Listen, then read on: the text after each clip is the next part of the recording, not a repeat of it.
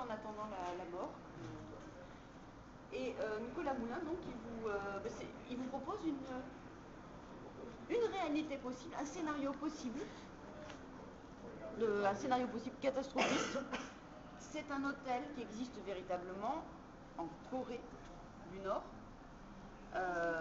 Et cet hôtel donc, a été découpé numériquement et installé dans un décor désertique façon planète des singes. Donc il y a cette influence du film, donc la planète des singes, avec la statue de la liberté qui émerge comme ça de la plage. Et pour lui, c'est une manière d'évoquer une menace possible de la part de certains pays qui sont dotés de l'arme nucléaire et qui pourraient en faire usage et auquel cas détruire l'équilibre précaire dans lequel nous vivons. Selon Nicolas Moulin. Donc c'est un scénario d'artiste.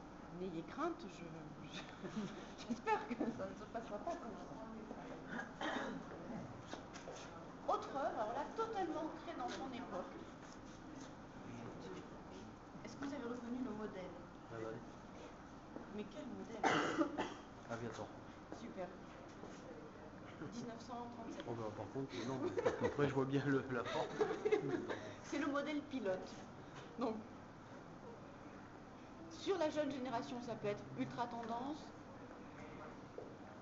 C'est toujours en fonction de l'habillement, du tout, que ça peut être soit totalement ringard, soit totalement tendance, la Ray-Ban.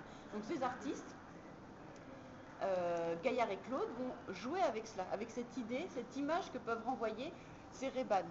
Et l'image renvoyée, c'est aussi le but de l'art. Vous êtes dans une exposition qui va vous renvoyer une certaine image du monde, mais à travers le prisme du regard d'un artiste. Ils vous montrent ce que eux ressentent, vivent vis-à-vis de leur univers, de leur époque. Et là, c'est un jeu sur l'artificiel, sur nous, notre vanité, le fait de cacher notre regard, et en même temps, vous voyez que ça crée des reflets. Donc ça vous capture, vous, puisque c'est fait en miroir, c'est presque polarisé. Donc vous, face à cette œuvre, vous vous retrouvez dedans. Votre image est renvoyée, donc vous appartenez aussi à l'œuvre. Et après, il y a un côté complètement un peu stupide, qui est développé par cette idée. Il y a une idée d'idiotie, parce que vous êtes quand même face à une sculpture qui est composée d'un porte-toast géant, avec 2 verres de Ray-Ban géantes, insérées à l'intérieur. Et c'est censé vous faire réfléchir. Mais jusqu'où peut-on